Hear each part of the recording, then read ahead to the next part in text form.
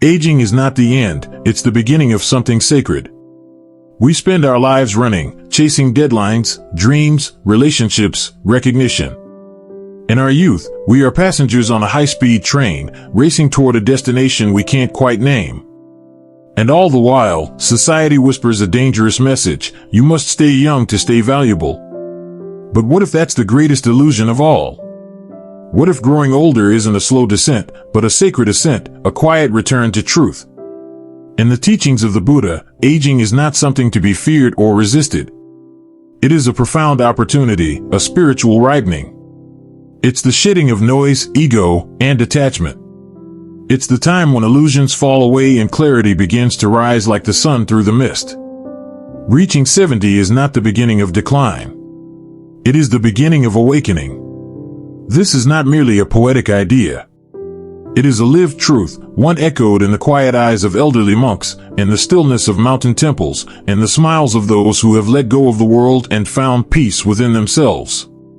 In this article, we will walk through 9 life-changing Buddhist truths that unfold naturally as we age, truths that, when embraced, turn growing older into a deeply meaningful and joyful journey.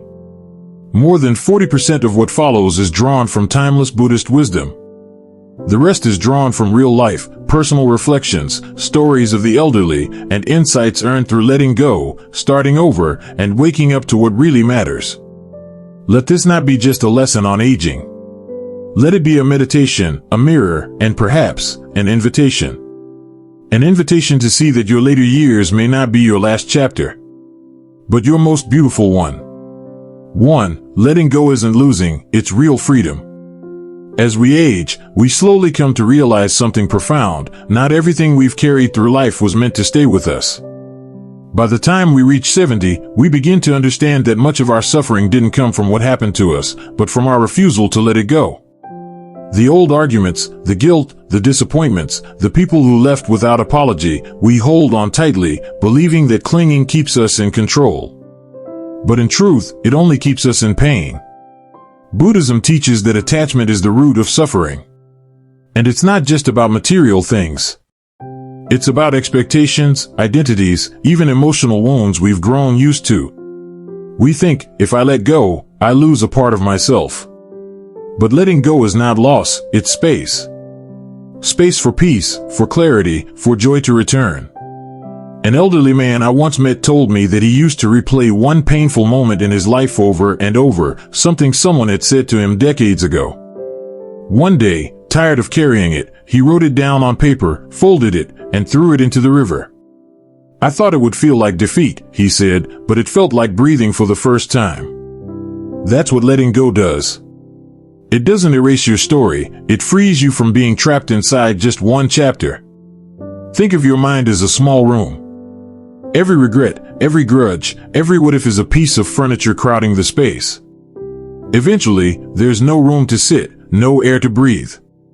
But the moment you begin to clear it out, even just one piece at a time, light enters. Peace returns. So ask yourself, what am I still holding that no longer serves me? Is it helping me grow or holding me back? Letting go isn't forgetting. It's choosing peace over pain. It's trusting that you don't need to carry everything to honor your life. Some things are meant to be released, not because they didn't matter, but because your peace matters more. 2. Simplicity is the key to happiness. When we're young, we believe happiness is something we can earn, a reward waiting at the end of hard work, ambition, and achievement. We chase after success, bigger homes, fancier cars, and social status, thinking, when I have more, I'll finally feel at peace. But as the years pass and we accumulate more things, more responsibilities, more noise, we start to sense an emptiness behind the abundance. We realize more doesn't mean better. Sometimes it just means heavier. By the time we reach our 70s, simplicity begins to whisper a new truth. True happiness doesn't come from having more. It comes from needing less.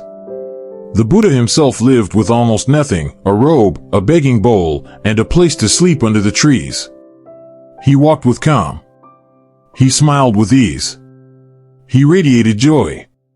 His peace didn't come from possessions, it came from clarity. He wasn't weighed down by clutter, distraction, or comparison. He had what he needed, and that was enough. Simplicity, in this way, isn't about living poor. It's about living free. I once visited an old friend, a woman in her late 70s, who had recently moved into a smaller home. She had given away half her belongings, books, furniture, clothes, kitchenware, and now lived with only what brought her joy or peace. When I asked if it was difficult to let go, she smiled and said, "No. What I gave away was noise. What I kept was quiet." That quiet, the stillness of a simplified life, gave her more happiness than all the things she once owned. Simplicity strips away the distractions that cloud our minds and hearts. It helps us focus on what truly matters: health, loved ones, peace of mind. Let go of comparison, which is the thief of contentment.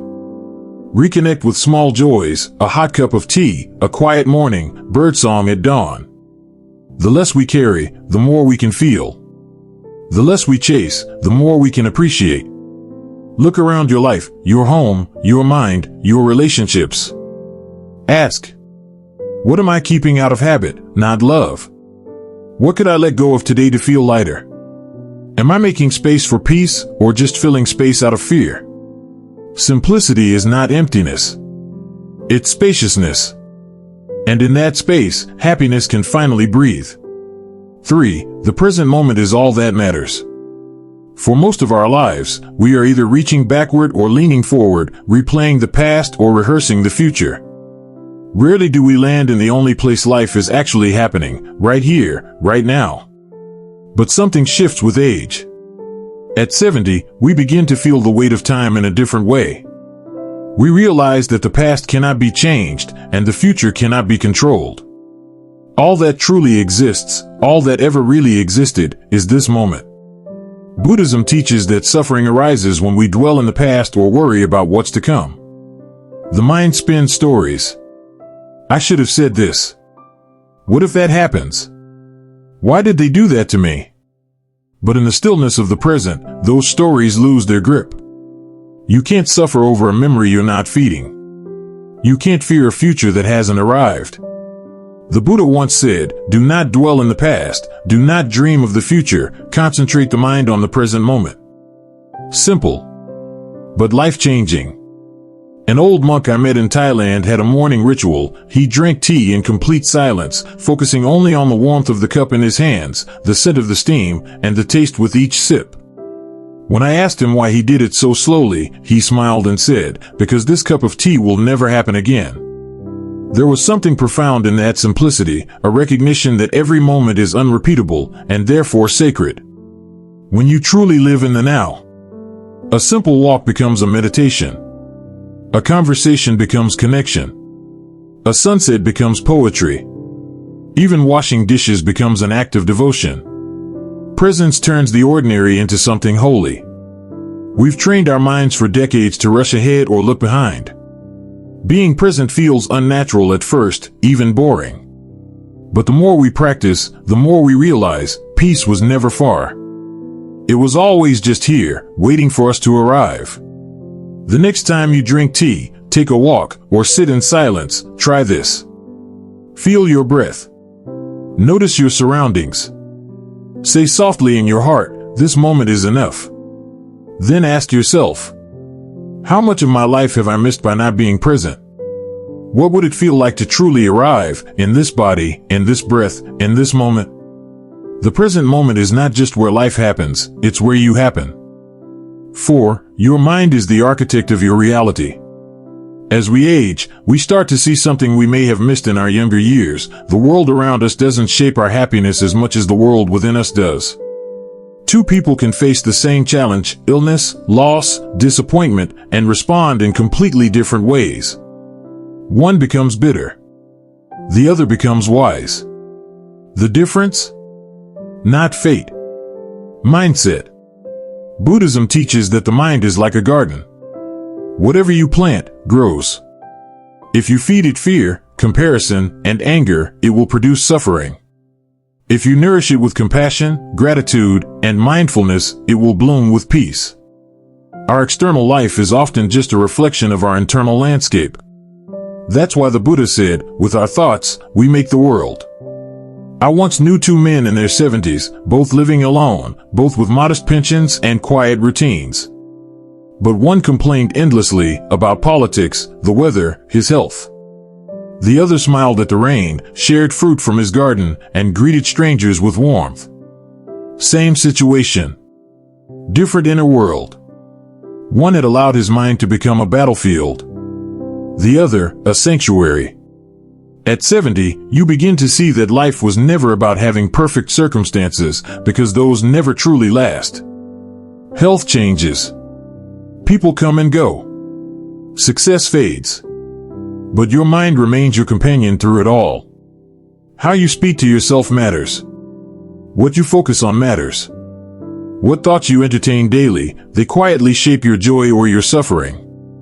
Your mind is not your enemy, it's simply untrained. Like a puppy, it needs direction, patience, and care. Try this. Notice your thoughts without judgment. If a negative one arises, pause and gently redirect it.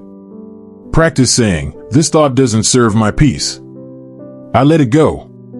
With time, your mind becomes quieter, softer, kinder. And in that inner silence, life feels more spacious. Ask yourself, what thoughts do I entertain most often? Are they helping me feel more peaceful or more anxious? What if I began to treat my mind like a garden, choosing carefully what I plant, water, and let grow? You may not be able to control everything that happens in your life, but you can choose how you meet it. And when your mind is at peace, the world outside becomes more beautiful, even if nothing has changed. 5. True wealth is inner peace. In our younger years, we often define wealth in terms of numbers, bank balances, square footage, possessions, and achievements. We work hard, save, invest, and strive. We chase more because we believe that with enough success, peace will eventually follow. But as we grow older, we begin to see the cracks in that belief. We've seen wealthy people who are anxious and empty, and modest people who are calm and full of joy. And slowly, quietly, a deeper truth begins to settle in. Peace of mind is the only true wealth. The Buddha, who renounced a royal life, taught that the richest person is not the one who owns the most, but the one who needs the least. External wealth is temporary. Houses crumble, money fluctuates, possessions age. But inner peace, the quiet, unshakable kind, can stay with you through any storm. It's not what you have in your hands. It's what you hold in your heart. I once visited two homes in the same week. One belonged to a man with a sprawling mansion, imported decor, luxury cars, staff. Yet during dinner, he kept checking his phone, speaking of lawsuits, stress, and sleepless nights. The other was a retired nurse living in a tiny apartment with second-hand furniture.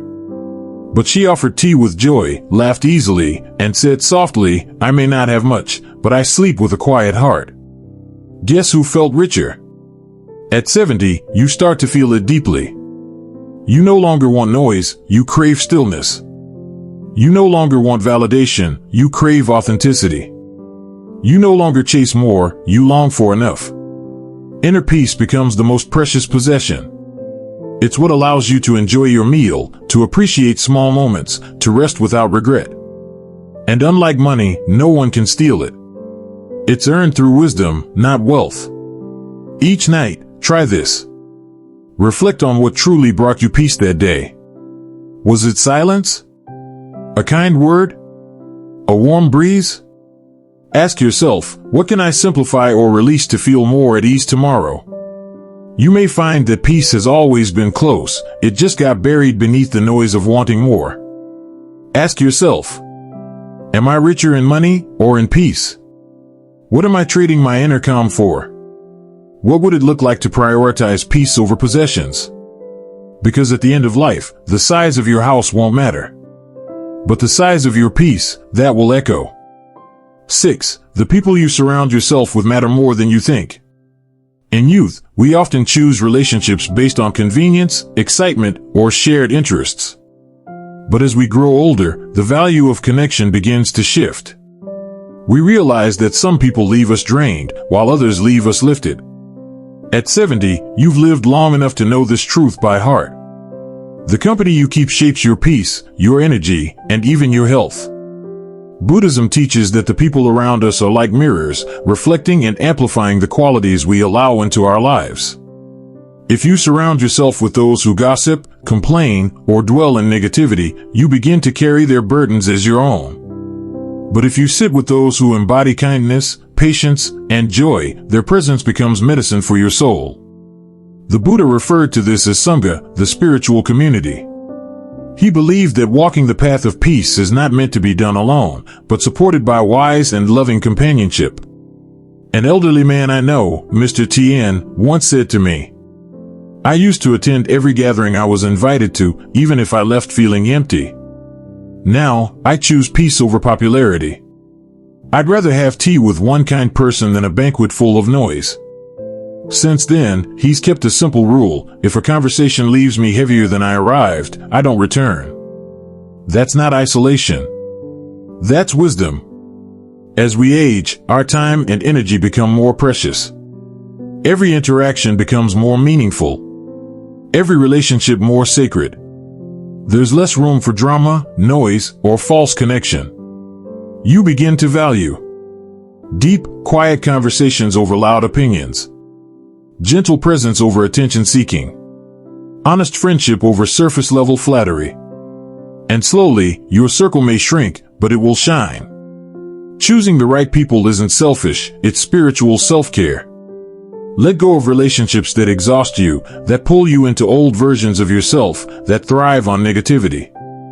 Bless them, release them, and make space for those who nourish your journey. Because the people around you don't just influence how you feel, they shape who you become. Ask yourself, who in my life brings me peace, not pressure? Who truly listens, without judgment or agenda? Who makes me feel like I can simply be, without needing to perform? Then ask, what relationships am I still holding onto out of habit, not harmony? Choose people who remind you of who you truly are, not who you were expected to be. 7. Time is the most valuable currency. In youth, we often trade time for everything: success, money, validation. We believe there will always be more. More weekends. More chances. More someday. But as we age, the illusion of endless time fades. At 70, we start to see time for what it truly is. Not a resource, but a sacred gift, the most precious one we'll ever have. One of the core teachings of Buddhism is anicca, impermanence. Everything changes. Nothing lasts forever. Our bodies, our relationships, our breath, all are fleeting. This might sound sad at first, but in truth, it's a deep source of clarity. When we understand the preciousness of time, we stop wasting it on things that don't matter. We no longer chase approval. We no longer argue to be right. We no longer delay joy. We begin to live fully in the moments we have, instead of waiting for the perfect ones that may never come. A hospice nurse once told me, in the final days of life, people don't talk about promotions or regrets about not working enough. They talk about missed sunsets, unsaid words, and dinners never shared. Time doesn't ask for attention. It just keeps moving. And one day, we realize that the simple moments, the laughter of loved ones, the feeling of sunlight on skin, the silence after a deep breath, were the gold all along. You can earn money again. You can rebuild relationships. But you can't rewind time. So ask yourself, am I spending time or investing it? Do my days reflect what matters most to me? How much of my life is spent in presence, and how much in distraction? When we honor our time, we begin to live deliberately. We stop rushing. We start noticing. And that simple shift changes everything. Each morning, take a few deep breaths and say, today is not just another day. It is the only version of this day I will ever have. Let that guide how you speak, how you listen, how you walk, how you rest. Time is not something to manage. It's something to honor. Ask yourself, what moments am I postponing, thinking I'll get to them later? Who do I need to call, forgive, or simply sit with in silence? How would I live today if I truly understood that now is all I have? Because in the end, we don't run out of time, we just stop paying attention to it. 8. Gratitude turns everything into enough. In our younger years, we often fall into a silent trap. I'll be happy when I earn more, when I retire, when I find someone, when things finally fall into place. But as we grow older, often around our 70s, something softens within us. We begin to see through the illusion of someday happiness and start to recognize a deeper truth. Gratitude doesn't come after happiness, it creates it. Buddhism teaches that suffering is rooted in craving, the constant hunger for something more, different, or better. The mind keeps chasing, never satisfied. But the moment we pause, breathe, and become aware of what's already here, the eyes that see, the breath that flows, the hands that hold, we realize we've been overlooking the miracle of now. Gratitude is a form of awakening. It's how we remember that life is already full, even if it isn't perfect. I once sat with a 78-year-old woman who lived alone in a rural village. Her home was simple, one room, no electricity, a small garden outside. When I asked her if she ever felt lonely or wished for more, she smiled and replied, "Every morning, I wake up. I have breath, the birds are singing, and I have rice in my bowl. What else do I need to be rich?" That moment changed me. Her wealth was invisible, but unmistakable. Gratitude isn't about big gestures or dramatic changes. It's about noticing what was always there. The warmth of sunlight on your skin. The sound of laughter in another room. The softness of a pillow beneath your head. The taste of hot tea on a cold morning. None of these things are extraordinary until you slow down enough to really feel them. Before going to bed, try this. Write down 3 simple things you're grateful for today. Don't overthink it. A smile, a breeze, a kind word is enough. Let your heart feel the richness of that moment. With time, this simple practice rewires the mind, from grasping to appreciating, from lack to abundance. Ask yourself, what am I taking for granted that I would miss if it were gone? Have I spent more time today complaining or appreciating? Can I find beauty in the ordinary moments that I usually overlook? Because once gratitude enters the heart, it turns even the simplest life into a blessed one. 9. Letting go is the secret to peace. We often think peace is something to be found in the right place, the right relationship, the right conditions. But in truth, peace is not something you chase. Peace is what remains when you let go. Let go of needing to be right. Let go of what they said. Let go of what never happened. Let go of what you can't change. As we grow older, especially into our 70s and beyond, we begin to understand this not just as a teaching, but as a lived truth. We see that the pain we carry isn't only from the past itself, but from our refusal to release it. Conclusion: aging is not the end, it's the arrival. As we reach the later chapters of life, something beautiful begins to happen, not loud, not dramatic, but quietly revolutionary. We stop running. We stop reaching. We begin to return. Return to the self we lost somewhere along the way. Return to the simplicity we once overlooked. Return to the present moment, the breath, the silence, the stillness. This is the true gift of aging, not the loss of youth, but the gain of clarity. Through these 9 Buddhist truths, we don't learn how to escape old age, we learn how to embrace it. 1. Letting go frees us from our past. 2. Simplicity reconnects us with what truly matters. 3. Presence brings life into sharp, beautiful focus. 4. Mindfulness turns our inner world into our greatest sanctuary. 5. Inner peace becomes our truest form of wealth. 6. Nourishing relationships protect our spirit. 7. Time, once taken for granted, becomes sacred. 8. Gratitude transforms even the smallest life into a miracle. 9. Letting go again, at the deepest level, reveals that peace was never outside of us, it was within, patiently waiting. You see, the journey doesn't end at 70. That's when it really begins. Not the journey of chasing, achieving, or proving, but the journey of awakening, softening, and finally coming home to yourself. So wherever you are on your path, whether 30 or 80, know this. You don't need more to be whole. You don't need youth to be joyful. You don't need to wait for the perfect moment to begin. Your freedom begins the moment you stop holding on to what isn't real. And in that release, you'll discover something far more precious than time, wealth, or praise. You'll discover peace. And that is the richest journey of all.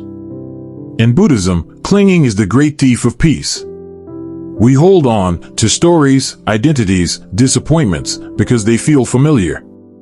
Even suffering, when held too long, can become a strange kind of comfort. But just as a hand must open to receive, the heart must release to feel free. Letting go is not about forgetting. It's not pretending it didn't hurt. It's simply the decision to stop carrying what was never meant to be yours forever. A 76-year-old man once told me he had spent decades holding on to anger toward his father, who had passed away long ago. One day, tired of the weight, he went to a quiet lake, spoke his truth aloud, and then dropped a small rock into the water. I let it sink, he said, so I could finally float. He didn't need an apology. He didn't need closure. He just needed to let go. Think of peace not as something defined, but as something that gently emerges the moment you stop resisting life. You don't need to fix the past. You don't need to control the future.